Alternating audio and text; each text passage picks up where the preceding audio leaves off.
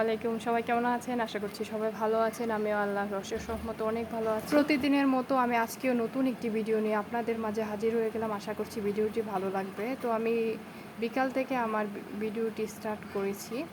আমি আমার বাচ্চাদেরকে এখানে শরবত করে দিয়েছিলাম, তারপরে আমার ছাদ বাগানে টুকিটাকি কিছু গাছ লাগিয়েছি। এই যে এখানে ক্যাকটাস গাছ, তারপরে পুঁইশাক গাছ, তারপরে মিষ্টি কুমড়া। গাছগুলোতে পানি দেওয়া শেষ হয়ে যাচ্ছে প্রায়। আমি এখন নিচে চলে যাব, গিয়ে বাচ্চাদের জন্য একটা পুডিং তৈরি করব, সেটাও আপনাদের সাথে শেয়ার করব। এই যে আমি এই পাতিলের মধ্যে দুধ ঢেলে নিলাম, তার সাথে দুধ ডিম অনেকের নাকেই মানে ডিমের যে একটা ব্যাড স্মেল আসে ওইটা লাগে, সবাই তো খেতে পারে না। তো আমার কাছেও সেটা ভালো লাগে না, অনেকেই আছে। তো যার জন্য আমি একটা এলাচ দিয়ে দুধটা ফুটিয়ে নেব, তাহলে কিন্তু যে ডিমের গন্ধটা আছে ওইটা কিন্তু নাকে লাগে না। তারপরে আমি অফ ক্যামেরায় কিন্তু ক্যারামেল তৈরি করে নিয়েছিলাম, যেটা আপনাদের সাথে শেয়ার করতে পারিনি। তারপর ডিম দুধ একসাথে অ্যাড করে আমি যে পুডিংয়ের বাটিটাতে পুডিংটা বসাবো ওইটাতে ঢেলে নিলাম। এখন আমি একটা পাতিলের মধ্যে পানি দিয়ে এটা মানে চুলার মধ্যে বসিয়ে দিয়েছি। এর মধ্যে কিন্তু প্রায় 15 থেকে 20 মিনিট সময় লেগেছে। আমার পুডিংটা হয়ে গিয়েছে। এটা এখন আমি একটা প্লেটে ঢেলে নিব। প্রথমত আমি একটা কাচের প্লেট নিয়েছিলাম, যেটার মধ্যে হয়তো আমার বেবিরা এক্সাইটেড হয়েছে, তো ভেঙে ফেলতে পারে, যার জন্য আমি আমার সুবিধার জন্য আমি এখন স্টিলের প্লেটে ঢেলে নিলাম এটা। তো এই যে আমার পুডিংয়ের ফাইনাল লুক। এখন এটা আমি কেটে আমরা ফ্যামিলি মেম্বার্সরা খাবো।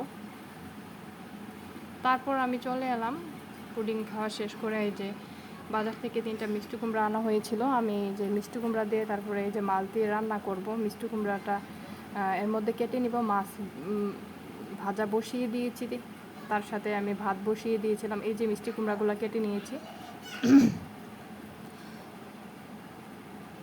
এখন মিষ্টি কুমড়াগুলো ধুয়ে নিব।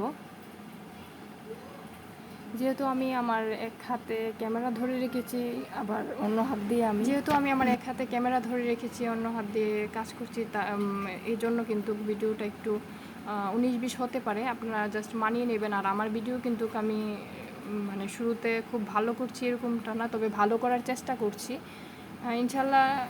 ইনশাল্লাহ ধীরে ধীরে আমি হয়তো ভালো কিছু আপনাদের মাঝে নিয়ে আসব। আর এই যে আমার কাজ শেষ প্রায়। তারপরে আমি আমার এই যে রুমটা গুছিয়ে নিচ্ছি।